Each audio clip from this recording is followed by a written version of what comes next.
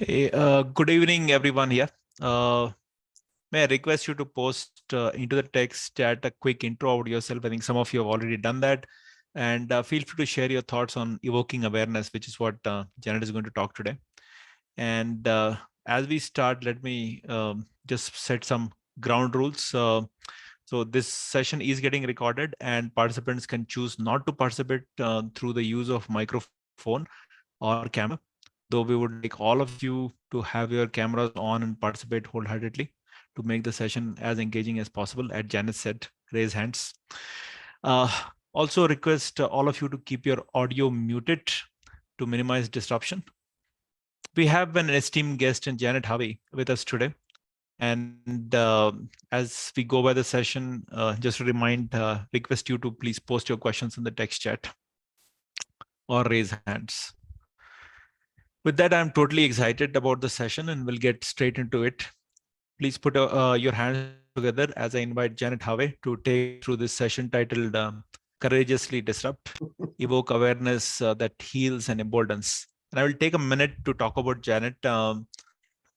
Janet is a best-selling author of award-winning leadership and coaching book, Invite Change, Lessons from 2020, the Year of No Return. Is CEO of Invite Change, coaching and human development organization that shapes a world where people love their life's work. As a visionary leader in the global professional coaching industry, Janet is an International Coaching Federation MCC and an accredited educator who has engaged adults, teams, and global enterprises for nearly 30 years to invite change that sustains well-being and excellence. Being better humans together requires claiming a true self first and then choosing to live inside out as we transform, evolve, and be resilient. As Janet shares, coaching in its many forms has at its root the effect of awakening consciousness and doing so in a highly accelerated fashion that sustains. Janet uses her executive and entrepreneurial experience to cultivate leaders in sustainable excellence through generative wholeness, a signature generative coaching and learning process for people, processes, and systems. Her colleagues, audiences, and clients regard her as a bold, curious, provocative, articulate, and compassionate human being. Janet has served as global board leader for ICF as a director from 2009 to 2013, as past president, as chair for foundation of ICF, and more recently as a treasurer for the ICF Thought Leadership Institute in 2021. Let us put our hands together to welcome Janet. I will now hand it over to Janet. Over to you. Thank you, Mandar. Thank you. Thank you to the chapter and thank you to all of you for coming together this evening. You know, I wrote the article, excuse me, I wrote the article associated with this talk in 2021. And it's really stunning to me to watch how often I see the word disruption. I'm sure all of you do your social listening and get a sense of what's going on out there in the world. You're in your reflection time, paying attention to the vocabulary you're hearing from your clients, whatever those might be, in any context. People feel like what used to be isn't anymore. And, you know, in some ways, this was the reason why the subtitle of the book was The Year of No Return. I had a public relations person who was entertaining, doing some work for me. She didn't like the book at all. She really didn't like this book at all. And she said, "Why did you say The Year of No Return?" And I'd love to talk to her now.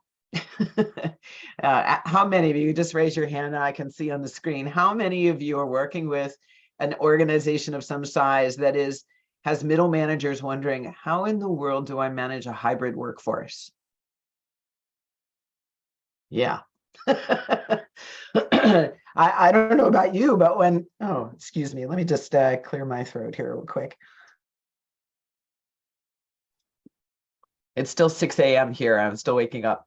You know, middle managers, I think, have borne the brunt of it because they were developed to control that things happened on time, on budget, and when they didn't, that things got back on track.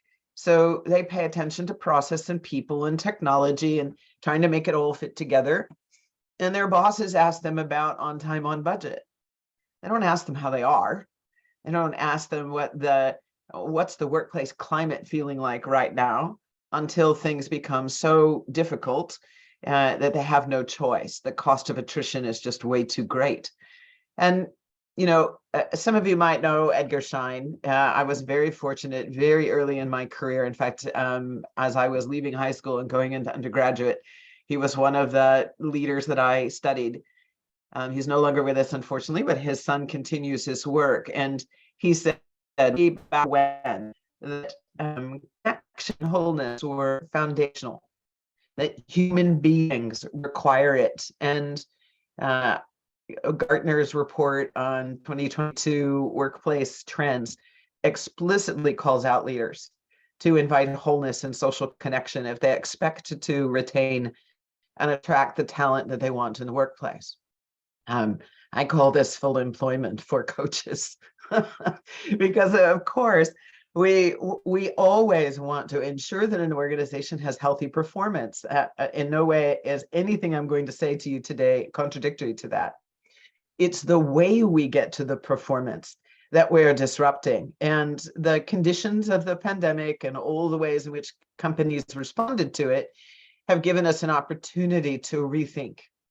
And interestingly enough, I think this period of not being at the office gave every individual an opportunity to break, to turn the dial a little bit. What do I value? What's important to me? How am I making choices that are aligned with my core values? Do I even know what my core values are? What is it that I believe about my professional livelihood? These deeper questions have led people to do things like the quiet resignation, and it continues to this day. So this upheaval, yes, we could call it disruption, but I would say there are lots of disruptors. However you want to frame this, what's in front of us, people are now asking the question, how do I make my decisions? How do I decide how I show up? How do I interact with people? Do I really want to interact with people that are just creating what I like to call sandpaper moments? And what might be the source of those? So as coaches, it's an opportunity for us to listen to those moments that are doubting what has always been. And of course, the tricky bit here is when we arrive at a certain staging in our lives as adults, we realize we've made it. I am a professional who is successful. And it's not so easy to let go of that. Even if our heart and our soul is singing to us that we're wanting, we desire something else, it's hard to let go of the thing that got us stable and grounded and centered. So what we're going to explore today is you in this context. And of course, I've given you some introductory remarks here. I want you to be thinking about who are the clients and customers that you serve. What are the things that are coming up for them that they would describe as disruptive? But now personalize the rest of our time together, because until you have the very direct experience of examining what disrupts your access to the place of essence and ground and center, you won't be able to recognize it when it's happening to your clients. You might recognize the symptom, but you'll miss the deeper pulse of what is motivating the way people are showing up, interacting, and making decisions. I'll come back to those three phrases several times. Okay, you ready to dive in? Yes, nodding your heads. Wonderful.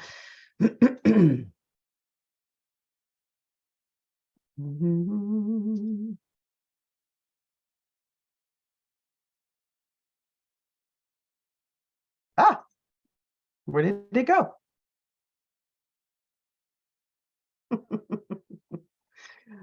All right. Technology malfunction. Hold on one moment.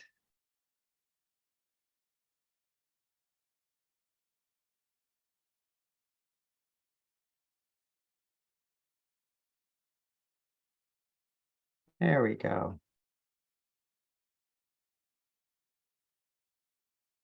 So I'm going to talk I'm going to talk just a little bit about what is a generative and healing conversation and why it is. And if you think about the skills that are in competencies 4 and 5, particularly 4.4 and 4.5, which are about showing empathy and support, and being able to acknowledge emotion that is occurring in the client.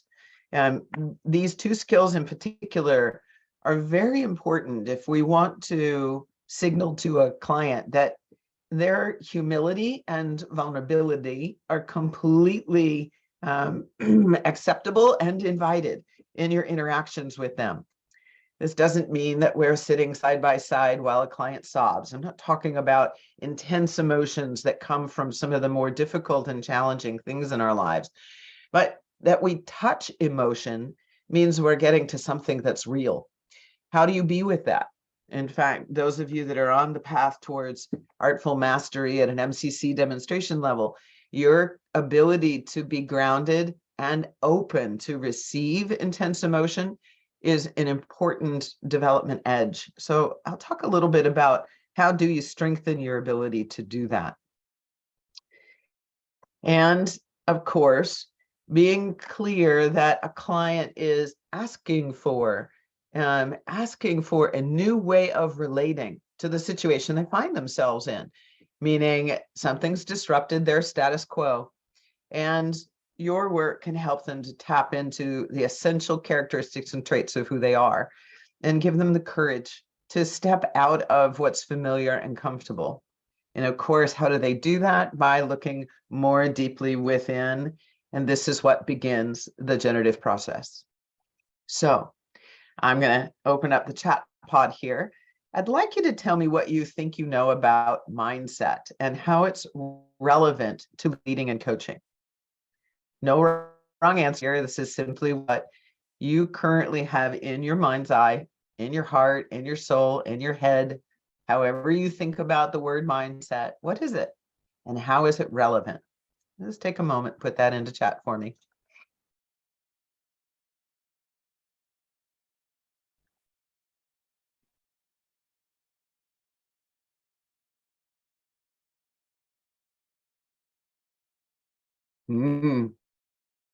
Interesting, Sunil. So the programming of the past that automatically operates on you, we could call that the unconscious and the subconscious. Sometimes our mindset's not flexible. That's true. And part of our opportunity is to help us remember, wait a minute, that's not absolutely 100% true. Humans are highly adaptable. Embracing ambiguity, way of thinking, feeling, and behaving. Yes, definitely linked to beliefs and values and memories. Ooh, our default outlook. We'll have to think about that. Yes, the lens through which we see the world. Who we are. It's part of who we are for sure. Positioning of our thought process at a given moment in time. Yes.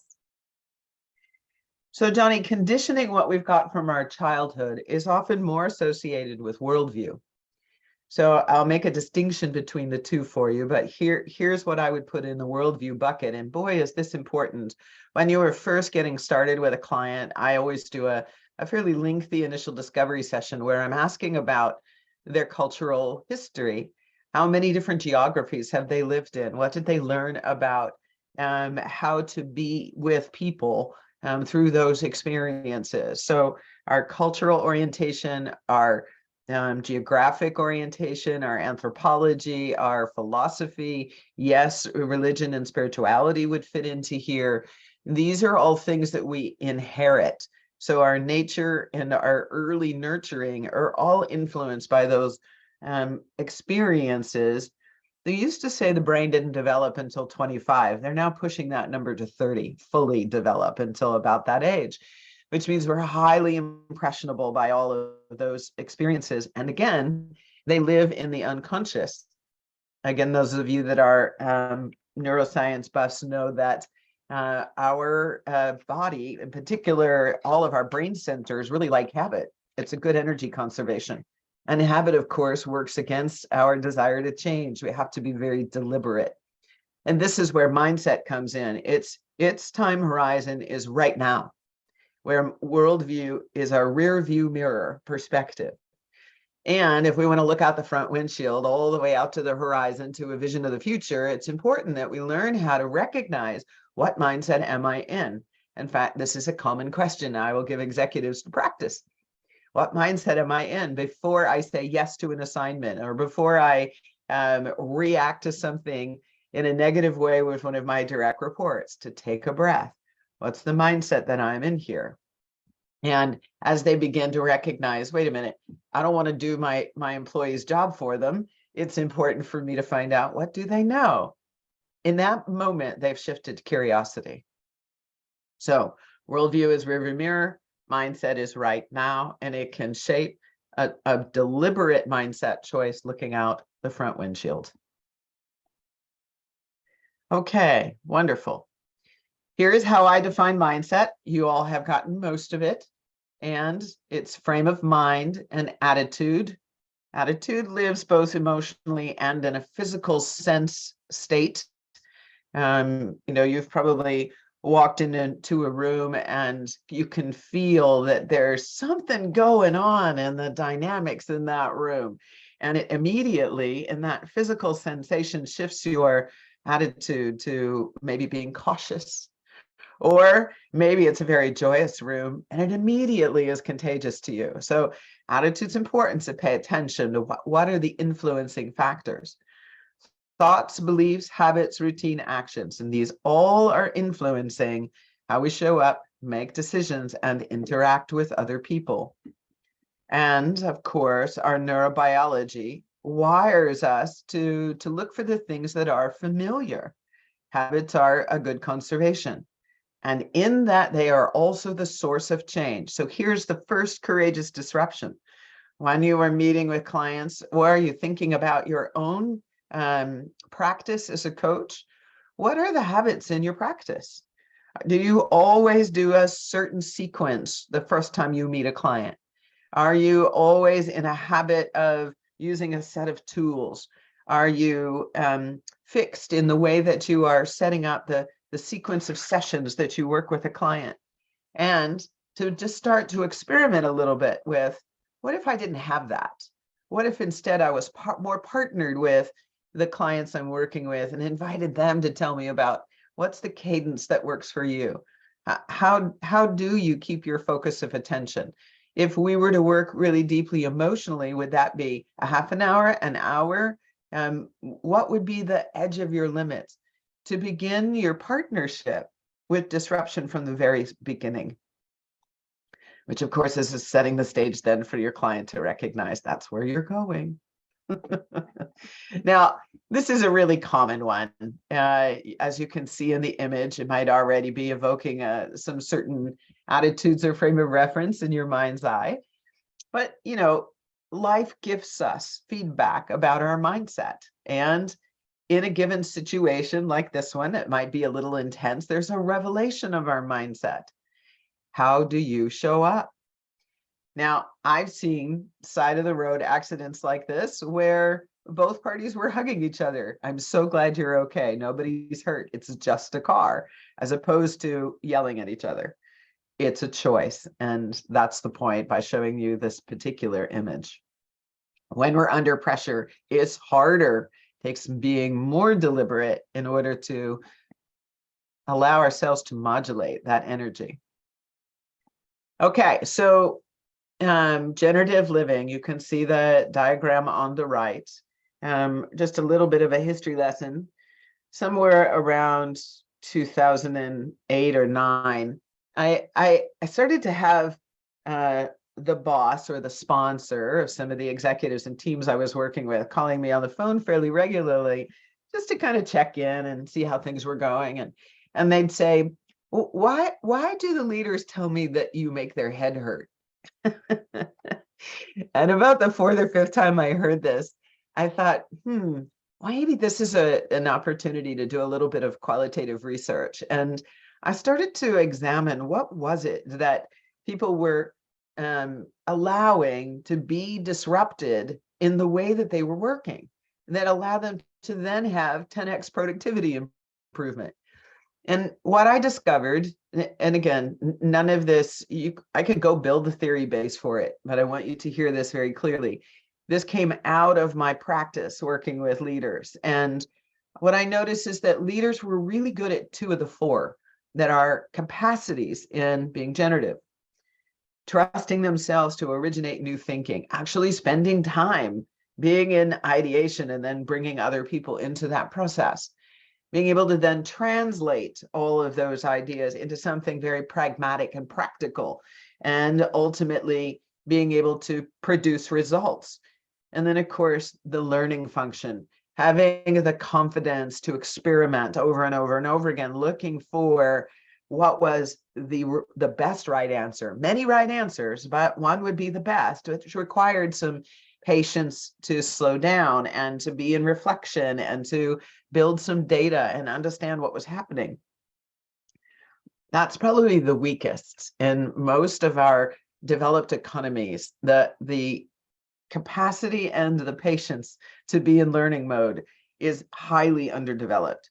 As a result, we do excessive creating and producing that is generating results we don't like. And we go back to the same old rearview mirror to try something that's a slight adjustment, right? We use our ingenuity to say, well, maybe if we did change just this one part of this particular product we're bringing to market, rather than stepping all the way back and giving themselves some opportunity to say, okay, I didn't like that result. These were the actions we took. I wonder what was the basis? What was the criteria we used in order to pursue that? We've begun the process of learning, which will then open up the opportunity to think about many, many more new ideas. And this is what I mean by living sovereign. Will we accept the responsibility? Every one of us has this, and it's especially amplified when we're working in a team. Accept the responsibility we have internally. We have an inner authority that can make choices about how we're relating to the situation we find ourselves in, the conditions of our life, personally and professionally. Without this, we won't step into our authentic self. We'll keep looking outside of us. Somewhere, someplace, somebody's done this well. Even if someone, someplace, somewhere has done this well, they don't have our circumstances. They're not in our situation. They're not in our current time or with the team of people that we have. And frankly, the team of people in an organization, they are competitive advantage because nobody else has the same team of people.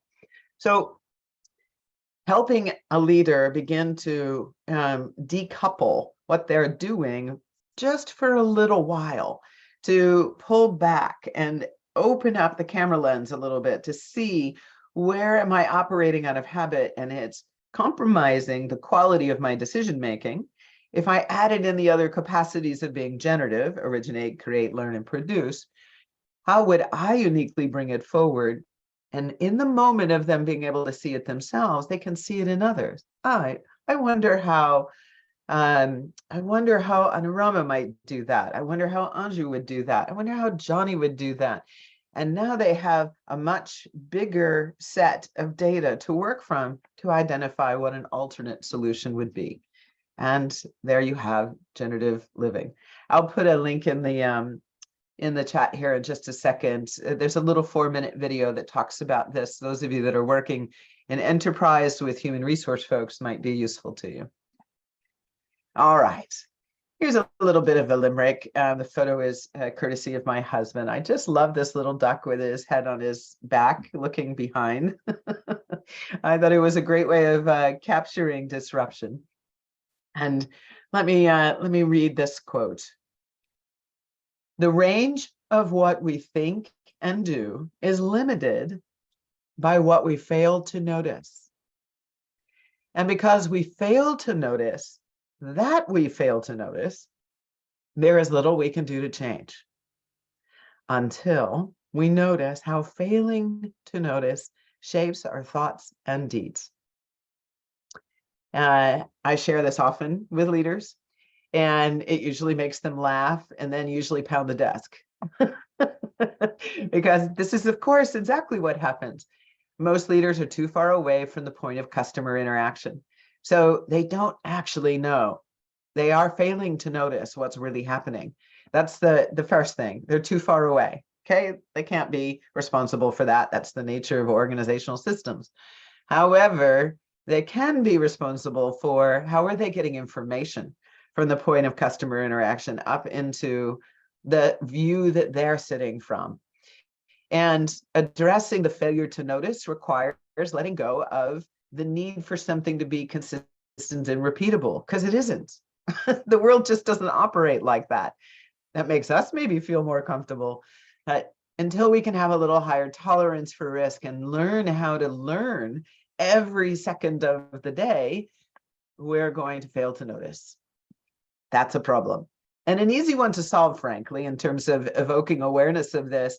Just spend a little time talking about the symptoms in their business that they are uncomfortable with, and they're going to start to realize where all the failure points are that they are not gaining awareness about.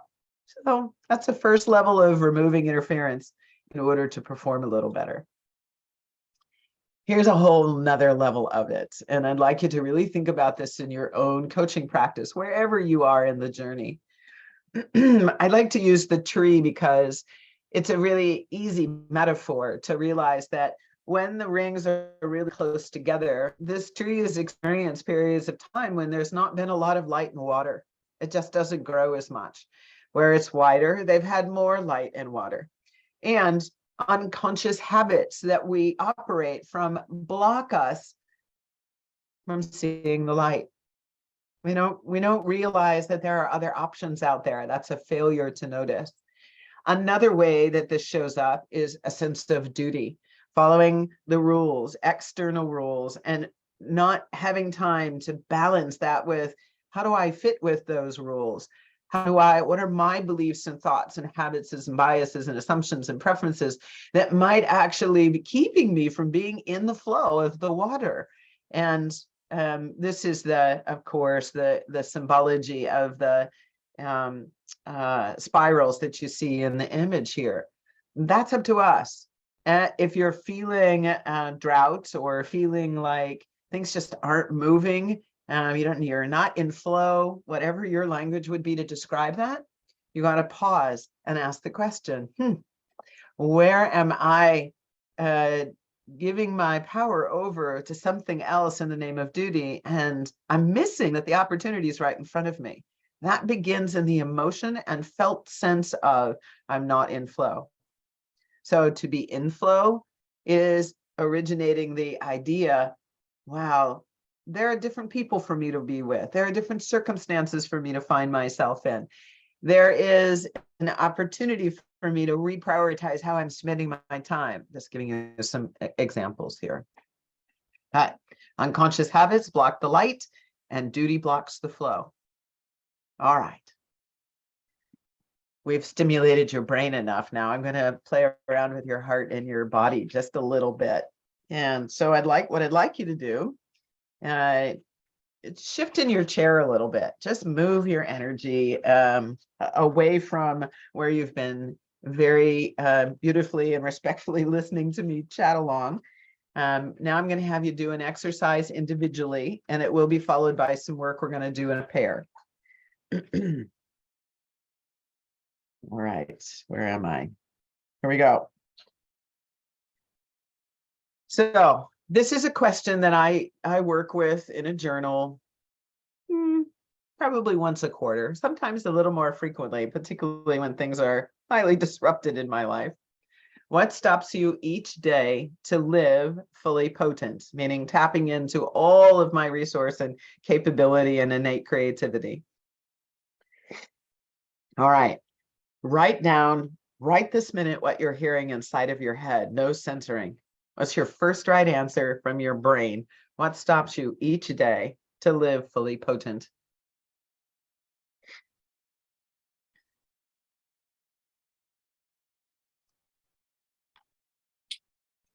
Janet, I get this voice telling me a sense of duty and too much of giving. Great. Great. Go ahead and write that down.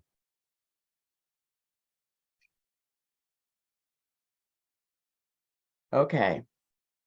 Set your pen down now and move your chair again. to another little spot, just an inch or so. Just get your energy in your body to shift a little bit. And either with soft eyes or close your eyes for a moment, I want you to breathe very deeply. Whatever practice you have that lets you go, bring your attention inside of your body. Notice with each breath, maybe your belly softens a little bit. See if you can imagine taking the breath from your toes all the way up your body into your cavity, all the way up to the top of your head.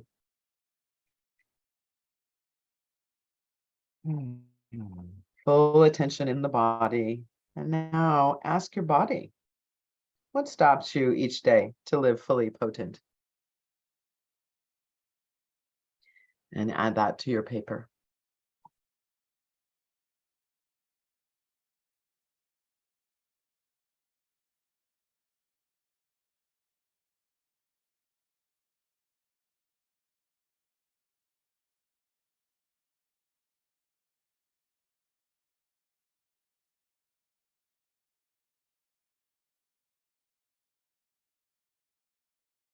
All right, and set your pen down again.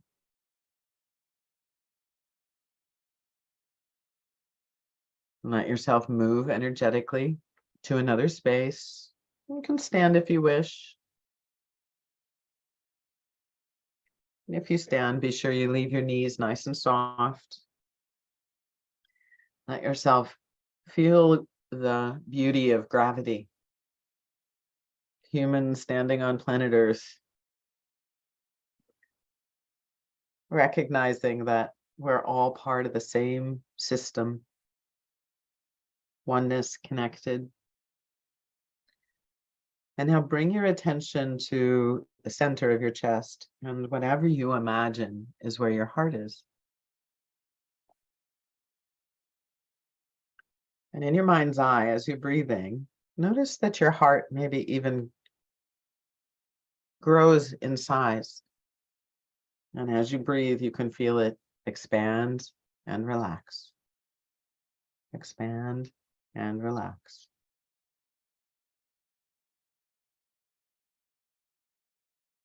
And with your attention fully at your heart, ask it to tell you what stops you each day to live fully potent.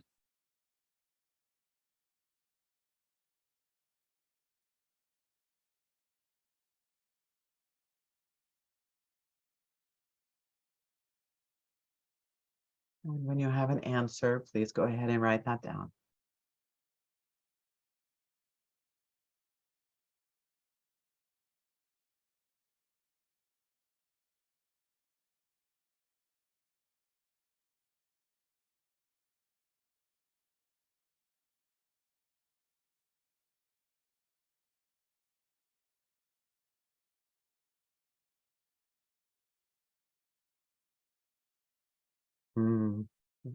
Thank you, Gayatri.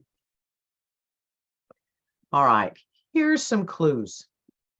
These are some ways to recognize in yourself and obviously in others as you're listening to them, evidence that there might be a mental blinder, something out of habit, preference, assumption, or bias, or maybe an emotional barrier. In the body, it would be self-sacrificing choices. So this could be duty, as you were referencing earlier. Addiction of any kind. Shopping, eating, drugs, alcohol, sugar, these kinds of things. Being quickly fatigued and poor sleeping. Of course, these are all things that you could convert into questions that you could be asking your client as you're getting to know them.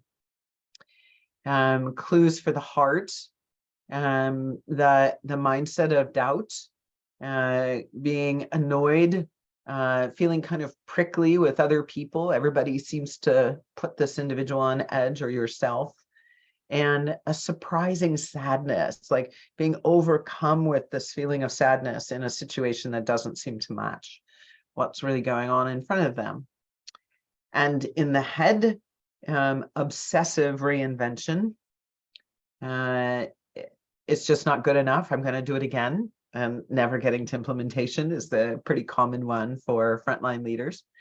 Fuzzy logic, and stalled decision making. These are all some pretty good clues to be paying attention to and get curious about. Doesn't mean you know the answer to it. All it's telling you is there is something motivating the behavior. We don't know what it is, and it will be wonderful to help the client to gain awareness of from where within them are the choices being made that result in this experience, which is less favorable than what they desire. Okay. I'd like you to take a picture of this image here as I walk through it a little bit, because we're going to go into pairs here in a moment to give you a chance to explore some of this. And again, starting with the body, some of the mental blinders are dualistic thinking: right, wrong, good, bad, black and white, yes, no, things being very either or in our orientation. And as hopefully you experienced when you were standing, for those of you that did, when you can feel your oneness with the planet, right? We're part of one great big ecosystem. We realize there is no duality. There are simply stages along a spectrum. And how much will we allow ourselves to notice, to experience wholeness? The emotional side in the body is the control for extreme risk. We do all kinds of things to make sure that we protect our access to love and not feel loss. Now, I often have people ask me about fear, and this will be my bias, that fear actually is our response to protect what we most dearly love. And anger is an expression of fear. Again, a very pushing against something in order to protect, usually ourselves, our own physical safety or our own emotional safety. Fear is a control response, and the body evokes it. And this is the limbic system and the reptilian brain. Deep anthropological influence on ourselves.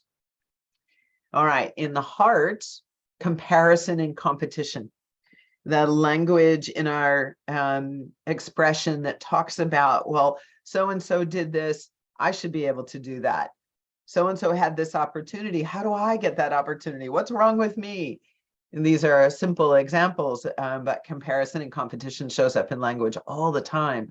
Paying attention for, someday I'm as good as her. I say to my students all the time, stop it. You already are. You simply are not expressing it yet. This is an opportunity. Each person has their own unique expression, and they're already magnificent. This is one of the greatest gifts I think coaches provide to people, is to help them to remember self, come back home to the essential traits.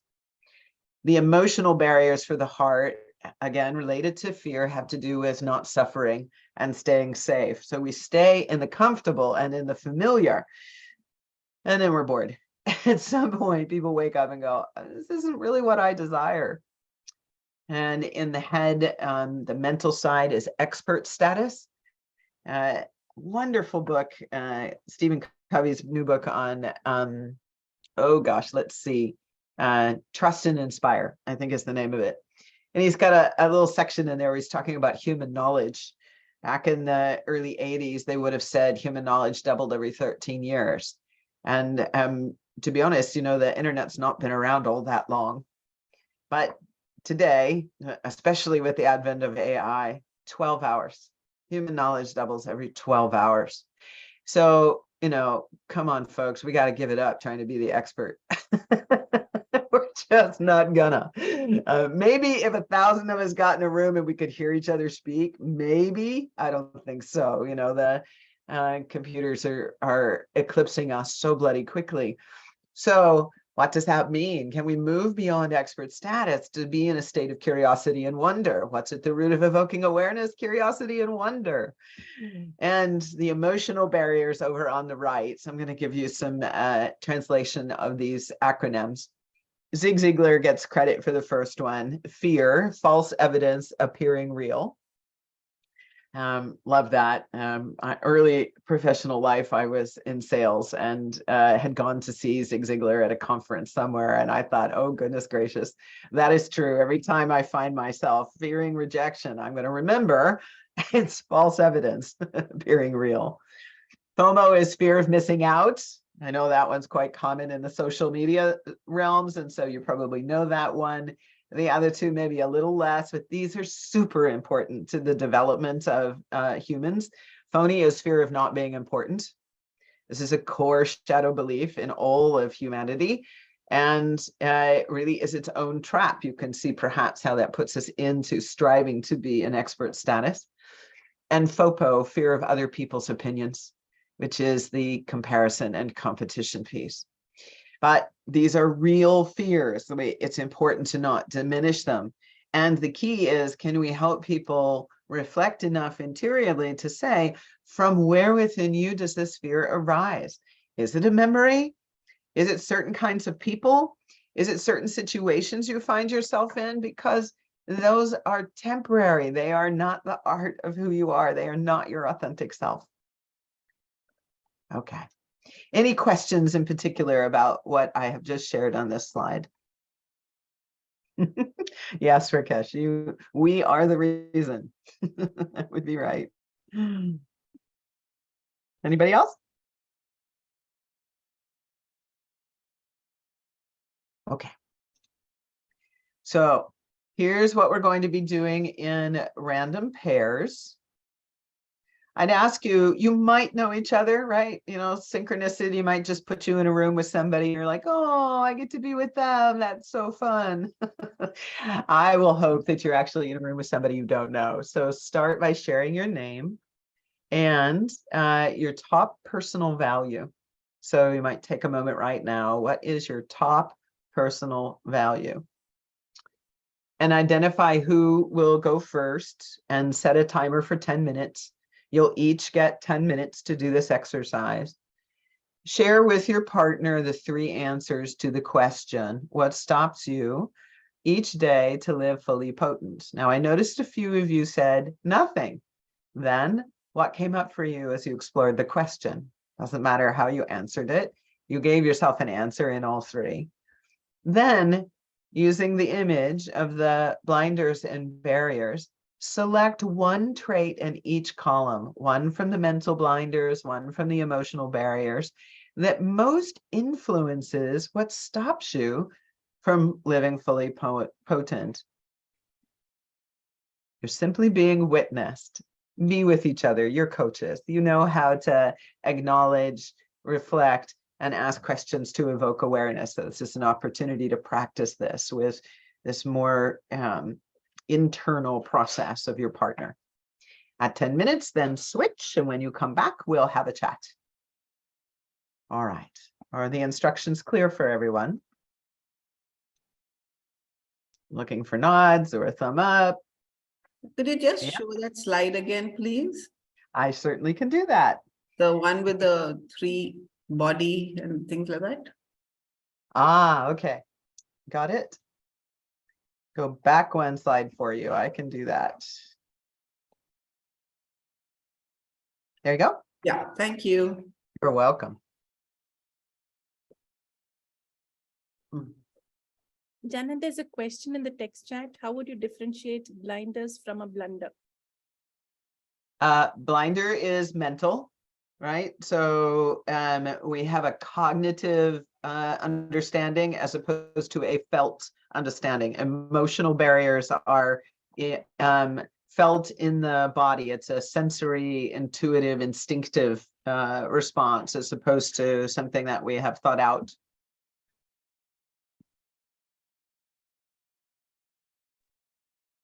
All right, you ready to put people in breakouts? Janet, just one thing. Can you please expand on the FOMO, phony, and FOPO once again, please? Sure. False evidence appearing real is fear. FOMO is fear of missing out. Phony is fear of not being important. And FOPO is fear of other people's opinion.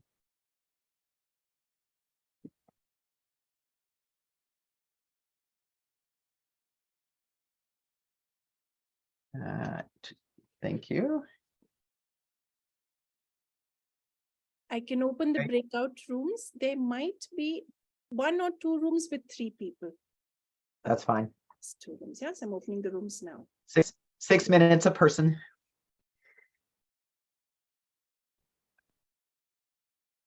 Have fun.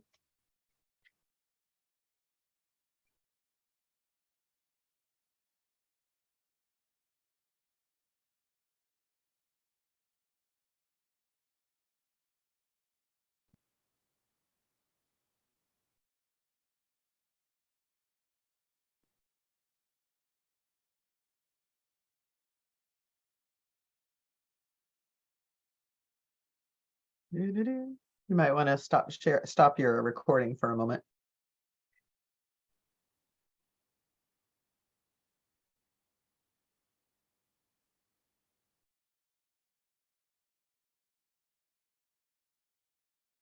You should give them those last 60 seconds and bring them back.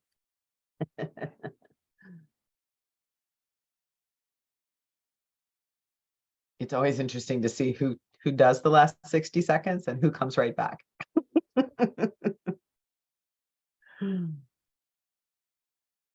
The time after the breakouts is the best. You'll have so many cameras switched on. Lovely.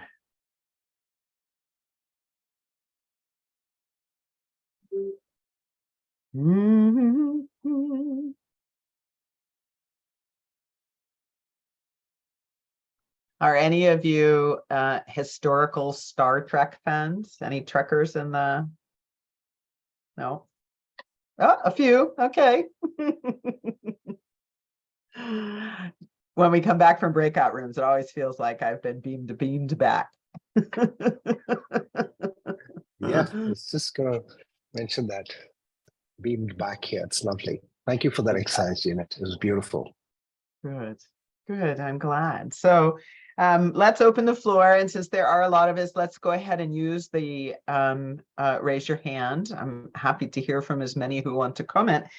What do you think the learning insights are for you around evoking awareness when being generative? And if you want to be disruptive and choose not to answer that question and say something else, that would be fine too.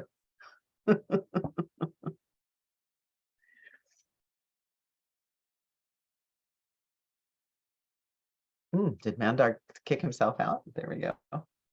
No, cat's got your tongue. Nobody wants to talk. Do you guys know that metaphor? That's maybe an American colloquialism. Go ahead. We do. So Let's put her hand up. Go ahead, was Sushma.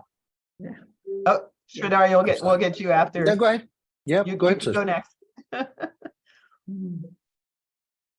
Yeah. So it is really nice. I mean, this is something not thought about at all, Janet, for some time. And it was so wonderful. Some deep insights as to what I'm doing, not doing, and especially the blinders and the barriers. So thank you so much. And we had a wonderful coach in Anil. Thank you. Good. So notice that it's not something I've thought about very much. This is at the root of this, that so much of our work with clients to evoke awareness is asking them to tap into something they truly do know. They just have forgotten that they know it, or maybe have put up a barrier purposely to not know. I've transcended that. I don't have that problem anymore. And it's not that it's a problem, right? These are impulses in the human condition that are perfectly normal. And when we let ourselves be aware that I am feeling annoyed, or I'm in a place of doubt, or I'm playing too small, it's not that the symptom is there, it's what's from within them motivating that experience. And the sooner they can catch it, the sooner they can be a choice. And remember, oh, you are an unlimited, magnificent human being. So the moral to the story with what you're sharing is, of course we forget.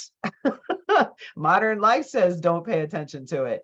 And if we can create enough safety in our partnership with the client that they're able to tap it, then we can get to the real gold, which sits underneath at the level of the motivation.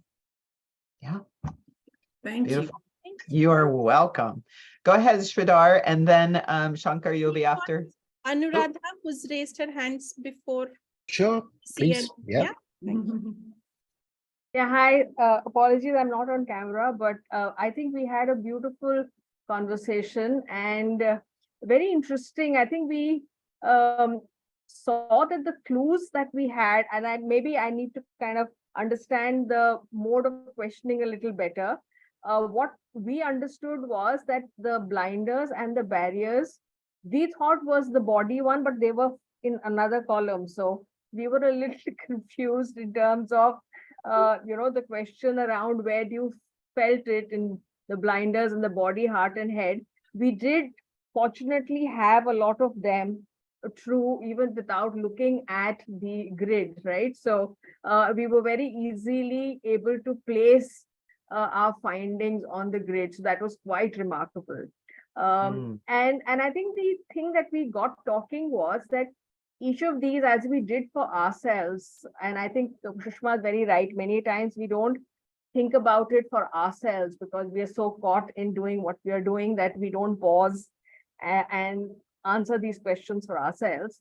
Having said that, we also were chatting to say that it was interesting that we covered it at 3 levels, that there was the thinking part, the emotions part, and the feelings part.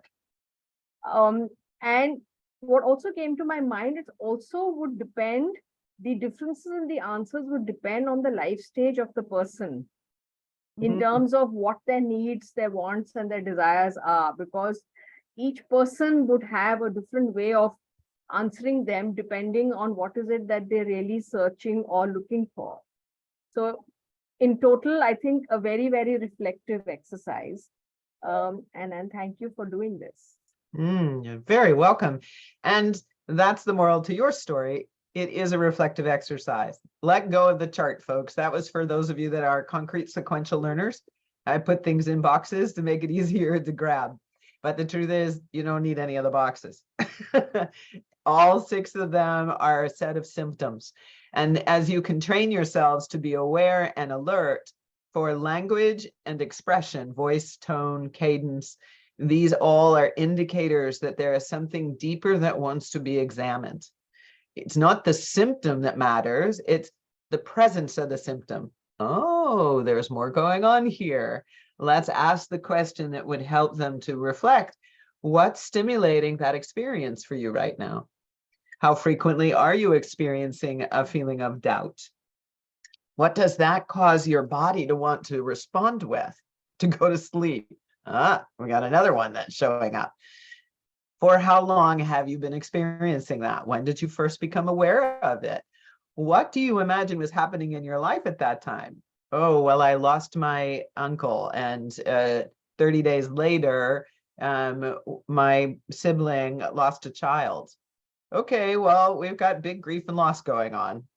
What might that be saying about their own mortality? Where are they in their own sense of well-being? Like, there's so many places we could go. So it is a reflective framing in order to get to the deeper impulse of what's motivating the experience described by the symptoms. Symptoms aren't the end game, they're the entry gate to the work. All right, I think it's GC, yes? Did I pronounce that correctly? Yeah. Thank you for pronouncing that right. Thank you. Go ahead. Actually, I was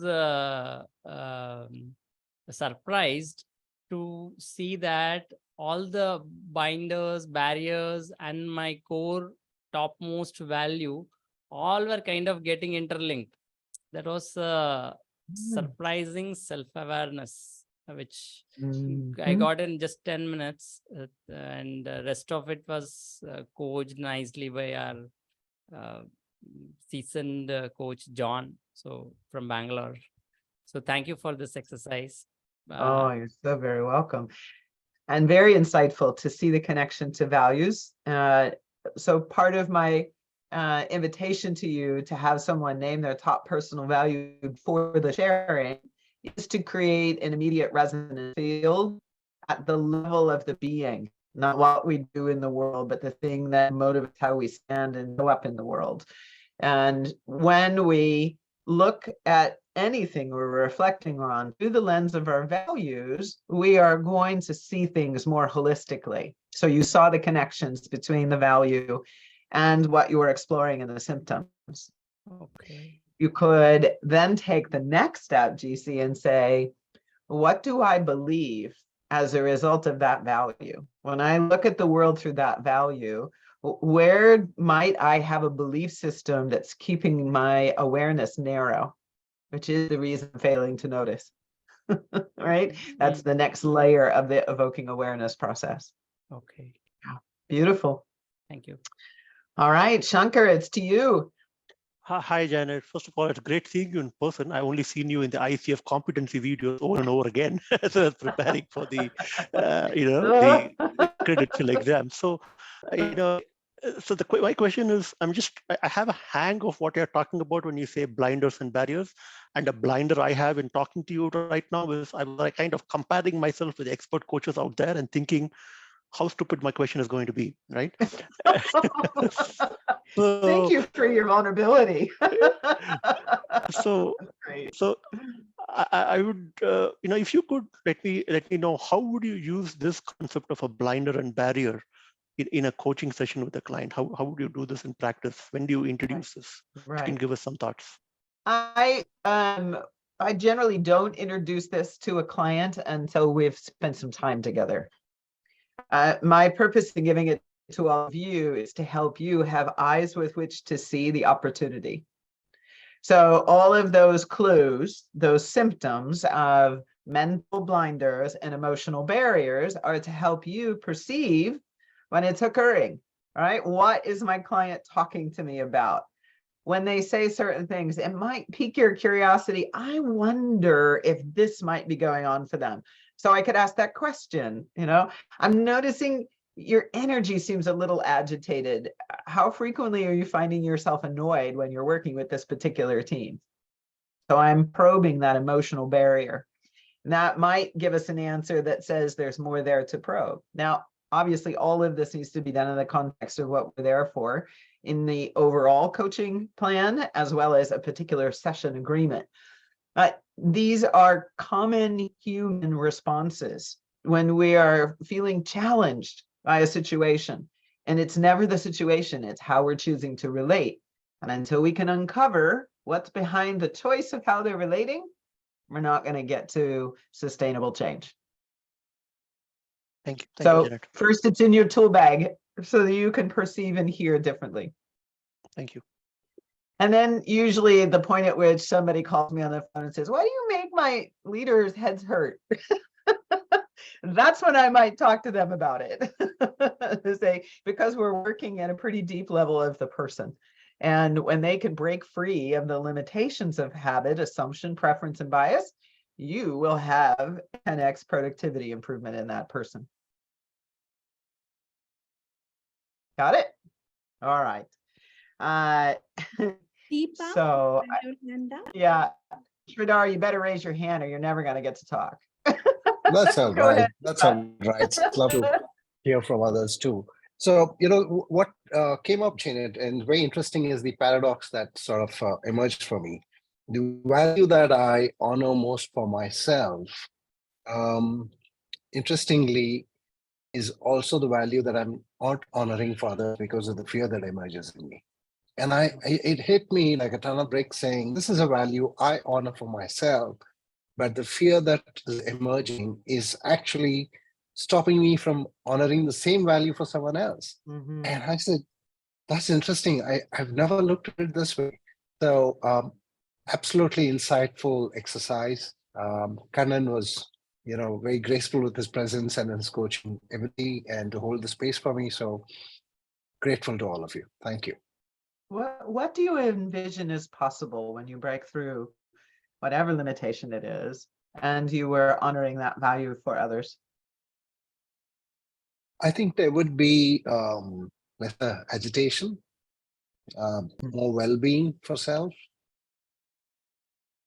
And then that would open up more avenues, you know, it's just like a bird flying endless skies. Yeah. That's a metaphor that comes out. So courageously disrupt, my friend. Will do. Thank you, David. Thank you. And Deepa. Hi, Janet. I And was then Rakesh. Go ahead, Deepa. I was just waiting for Sridhar to finish so that to allow him to talk because he raised this first. Okay. Thank you for the session at the right time, Janet. First thing that I appreciate here is there is some change that I have to invite for. Is the first learning from this session. And while I know there are a lot of things that's coming up, which was delayed, not attended to, and this session came up at the right timing, inviting that change and asking me to courageously disrupt that comfort zone that I am in. And so I feel grateful for Destiny to on the timing of this session. Because I had the fear of missing out, so I was in a comfort zone without getting into the doing more. I was, as a coach, I stayed in the being for a longer time. And so the action that needs to be taken for the change was missing out. And I had that fear of missing out also. So this was the right time, I think, this invitation for change and courageously disrupt my state of mindset has come in for. What did you notice in yourself that some inner voice said to you, this is the session to attend, this is the right time for me to be here?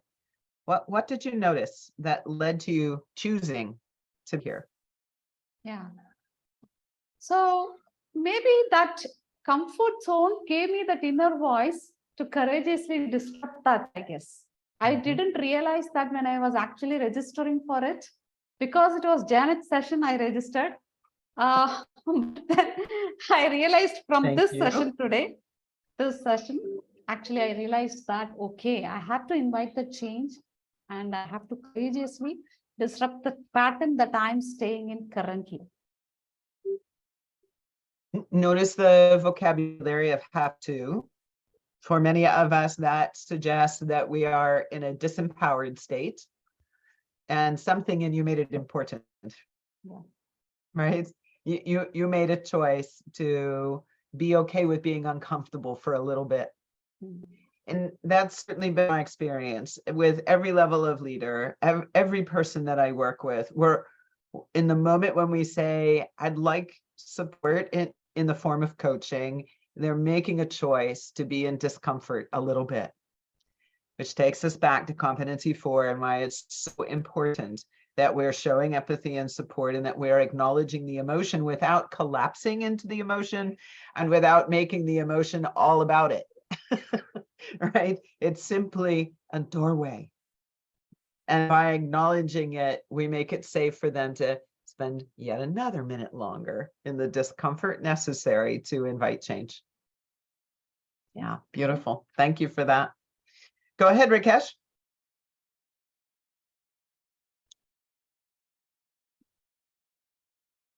You're on mute. It's trying to unmute. There you go. Right. Okay. So Janet, first thing first, I must accept this, that I am the newbie on the block. I mean, I'm the new kid, you know, I'm I'm the coach whose, journey is just starting. So when I hear all this phenomenal learning and being in the august company of all of you learned people, I really feel very, very empowered and very blessed and blessed both. Right. So having said that, for me, when I was, we were in the room and discussing about the body, heart, and if all these three, I would add one more, even soul. That uh, uh, all these three are which are creating those barriers and blinders for us not to be our phenomenal best. And that somehow, since there's an interconnectivity, and that can be brought by the individual, by me, or by anybody whom I am wanting to reach out, if there's a balance. The balance is what is missing in our lives. In humanity and in human race, look around. The nature is the best manifestation of the balance. Yes, it is. And lot to learn from there. So that's my a little bit contribution to the whole talk. I was so like, excited. No, I have to say something here. So yeah, Well, that's what. I think you've said something rather profound, Rakesh. I want to comment on this a little bit because when I was thinking about all of this work, and obviously for a very long time, I've been a bit of a geek when it comes to understanding what is it about coaching that works. Why does it work, right? This is what I've been on the hunt for a long time, and I share your point of view that soul is always operating. But I've not found anything that soul has as a barrier or a blinder. That being in the ecstatic state of soul connected, soul singing, soul reflective, soul expression, there are no boundaries. It's part of the oneness, I think, of human beings on planet Earth and maybe in all the galaxies, who knows. But what I notice is that our humanness, our ordinary humanness, does produce blinders and barriers.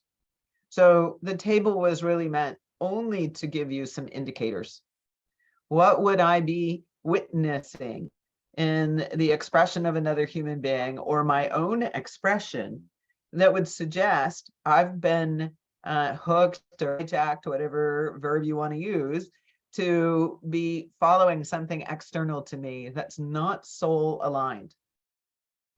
So that's the reason why soul's not on there as a table, because all of those are simply symptoms that are taking us away from our pure state. And I also perceive that balance is a word that we have unfortunately, I think, turned into a doing. You're not doing enough to be balanced. We can't see the irony in that. Right? If we're truly standing in the magnificence of our soul self, we are in perfect balance to the earth, right? Maybe some of you do meditation that helps you feel the earth energy, feel the cosmic energy, and the human body is in perfect balance between those two forces.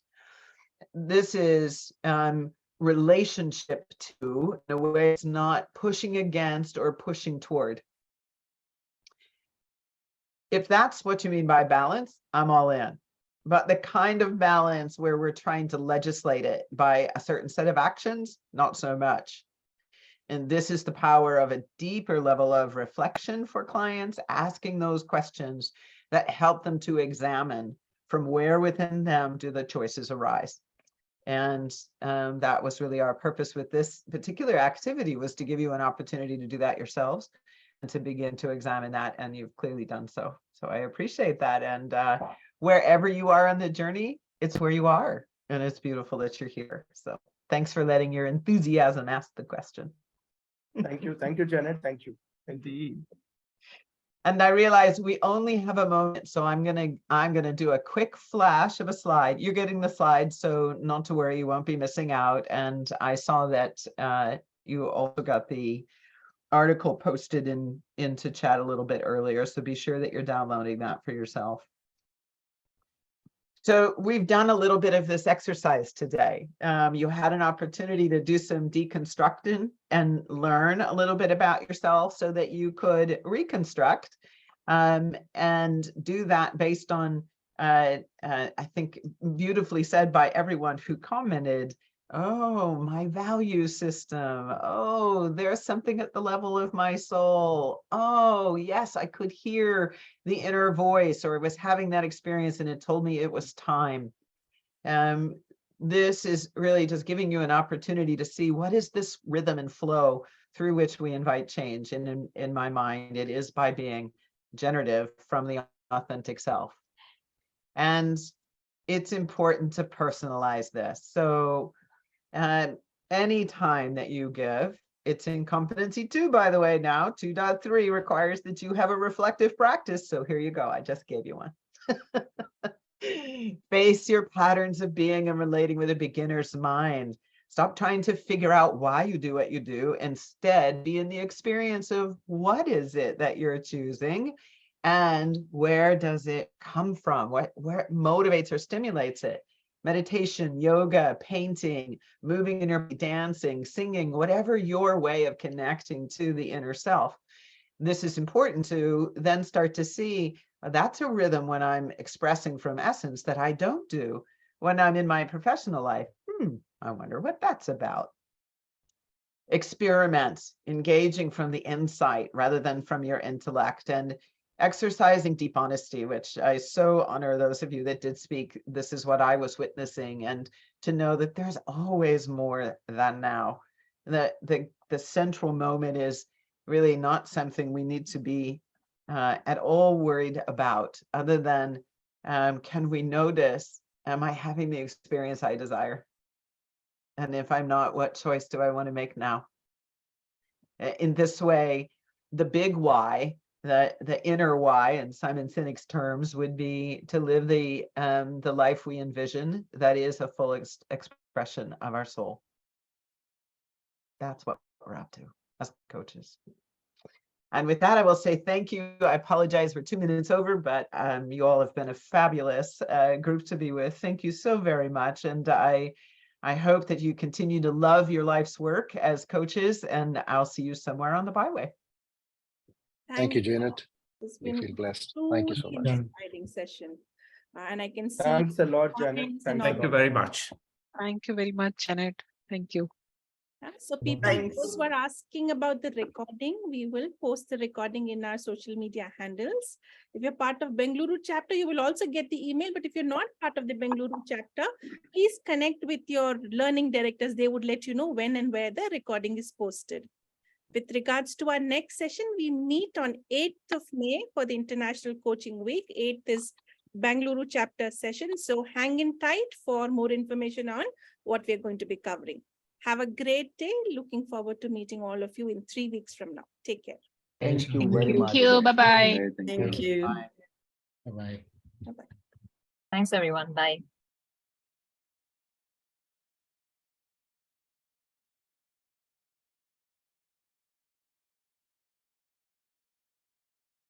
The chat is flowing with gratitude, Janet. It's so amazing. Yeah. Thank you. This has been Yes, Janet. most Yeah, attended- amazing session for sure. Oh, you're traveling back home. Take care, Mandar. Yes. Thank you so much, Janet. Really grateful. You're very, very welcome. I'm glad we were able to break records. Yeah. That's great. Yeah, when I share the recording, I will tag you yet again in case you want to point others. Yes, absolutely. And be sure and include Paige. You all have along the way, so she can do the same. Absolutely. Yeah. All right, my friend. I'll see you somewhere soon. Absolutely. Take care. Thanks, Janet. Bye-bye. Have a good day. Bye-bye. Thanks, Thank you. Mandar. Bye-bye.